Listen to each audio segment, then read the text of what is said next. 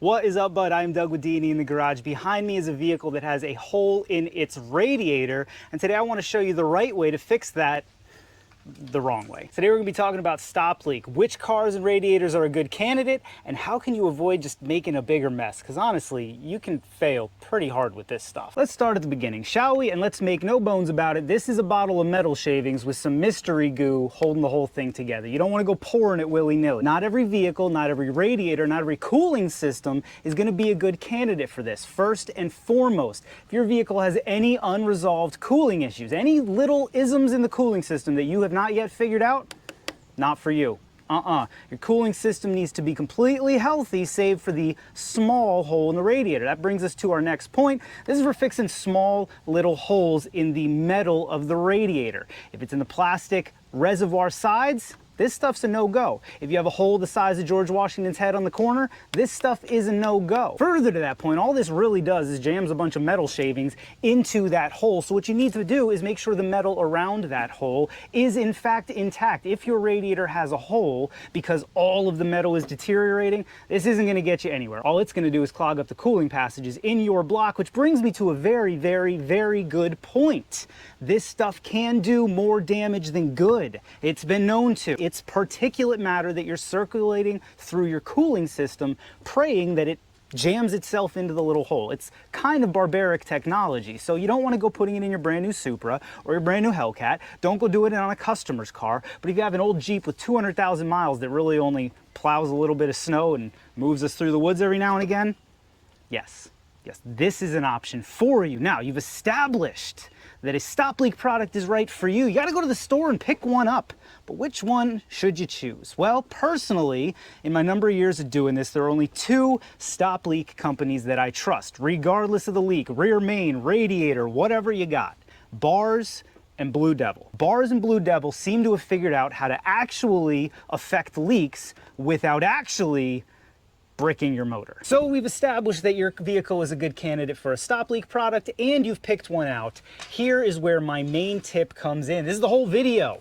Flush your cooling system first. You want to remove any deposits, any stuff that's stuck in little passages or anything, so that that stop leak can only get caught up in the hole. When discussing flushing cooling systems on a vehicle, you are discussing three components: two radiators, one actual radiator, and a heater core hiding in your firewall, and then the engine block, which is sort of the load of this system. I like to flush each of those components separately, especially if it's an older vehicle and we're expecting a lot of sediment or whatnot to be coming out. Let's start with your heater core. That's the easiest. You pull the two lines off of your water pump. They're usually 2 3/4 to 1 inch lines disappearing into the firewall on the passenger side.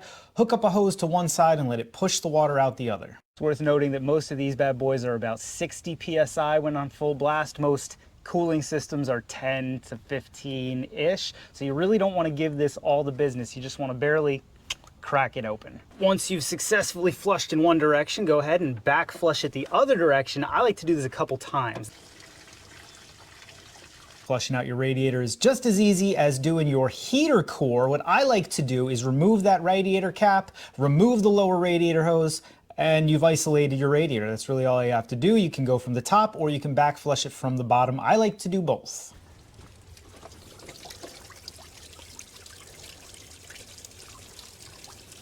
Finally, flushing the block is going to be a little different on each vehicle. You may be going in through an upper radiator hose, you may be going in through a thermostat housing, you may be coming out through a lower radiator hose or through a water pump, but either way you want to isolate that block and just pump some water backwards and forwards. On this Jeep with the 4.7 liter, I go in through the upper radiator hose and out through the water pump at the bottom.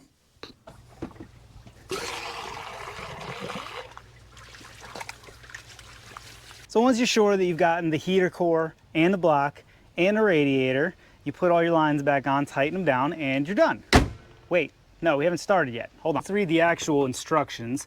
Allow engine to cool. Make sure engine is cool enough so radiator cap can be safely removed. Listen, if you don't know that you gotta let your engine cool down all the way so that there is zero heat or pressure in this radiator, I don't want you, this isn't for you. This video is not for you. You go watch, I don't know, see what Mr. Beast is doing. Number 2, shake well. Poured liquid aluminum directly into radiator. Jeez, just read that. It's in a liquid aluminum. Yes, it is. 1 bottle treats system up to 4 gallons. Use a half bottle for 3 and 4 cylinder engines. This is another good point. You don't necessarily have to go whole hog with this full box of friggin' Michael's craft store glitter, all right? You can use less if you think you're gonna need it or you wanna just ease into her. Tip, if direct access to radiator is not available, install in overflow tank. It's worth noting, not all of these products can go in an overflow tank. This Bars Stop Leak Aluminum is one that can. I think the Blue Devil one that I really like, that's usually a lot more expensive, cannot. So read the instruction. Fill radiator and overflow tank to proper level and reinstall cap, drive/idle for 15 to 20 minutes. If leak continues, second application may be required. Listen here, if leak continues, you just bought yourself a new radiator. Don't you go put another bottle of this in your thing. Look at how much glitter that is, seriously. It's enough glitter to cover a bass boat. Think. You gotta think about what you're doing here, all right? Yes, we can make calculated risks, but don't be a friggin' doorknob just going willy-nilly with off-the-shelf products you wanna dump down to go to your motor there. I'm serious, do not put 2 of these in your engine. Those that know me know I'm nothing if not good at listening to instructions, so let's shake it like a Polaroid picture and dump it on down.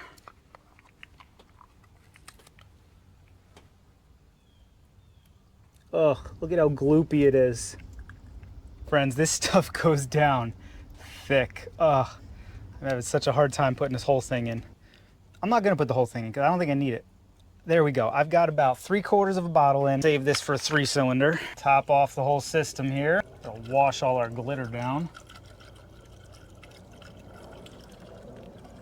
If any of y'all are messing with one of these 4.7 liters, you're familiar with this bleeder port here.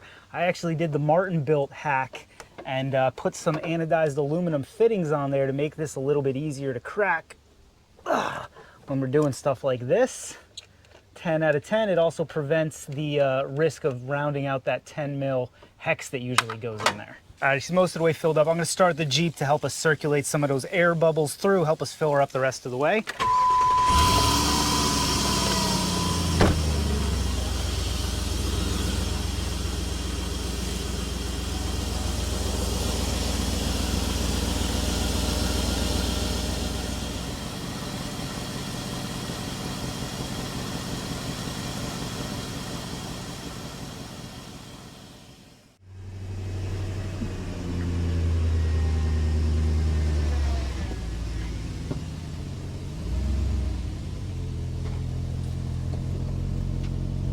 Well, friends, we're a couple days on and I'm happy to report that the repair has held. Got about 3 more things to discuss and then this one is all done. You folks can be on your way. First and foremost, this video didn't feature a coolant bottle, but it did feature a bunch of unfiltered hose water. What's up with that? A lot of people will tell you not to use hose water, well water, town water, whatever you got to fill your cooling system because of particulates and minerals and whatever else have you. It's not a problem I've had with the water at my house here, so I go ahead and use it. Second of all, I don't like to use coolant on the initial fill. I like to confirm that the leak was repaired and then I will drain as much water as I need to, add some concentrated coolant, and go about my way. Worth noting, in a vehicle like this that takes special coolant, this vehicle uses HOT, the orange stuff, you need to confirm if the stop leak you are using is good for that type of coolant. They're all good with water though, that's why I like to use the water in the initial fill, and then you go back once you're sure, fill it with coolant. That way you're not leaking coolant all over the road and you're not wasting money. Now, what would I have done if this didn't fix it? I would have probably tried the rest of the bottle, because if you recall, we only used about 2/3, and if that didn't do it, it's a new radiator, man. I mean, this is a stopgap, it's a risk. It's like when you use Cataclean, of which I have a really good video on. If you're having O2 sensor issues, by all means, go check that bad boy out. But what it is it's a small risk investment before you make the big investment. That bottle was under $10. A new radiator is over $200. So why wouldn't I try that first? And that's really all there is to it, friends. But if you still have any questions on this, by all means, leave me a comment down in the squawk boxes. Myself or someone else in the wonderful D&E community we have going here would be more than happy to help you get to the bottom of your questions there. Other than that, you can leave me a comment down there in the squawk boxes. Let me know what vehicle have you used a stop leak product on. And if you did like this video, you're probably gonna like the rest of them. So why don't you go ahead and subscribe to the channel. I do also post daily both to YouTube Shorts and to Instagram Reels. So if you want to follow me on Instagram, DND_in_the_garage, terrible screen, but that's what it is. If you like short form content, like I said, I post daily. Other than that, this video's done. Why don't y'all get out of here? Thanks for watching. I'll catch y'all on the next one.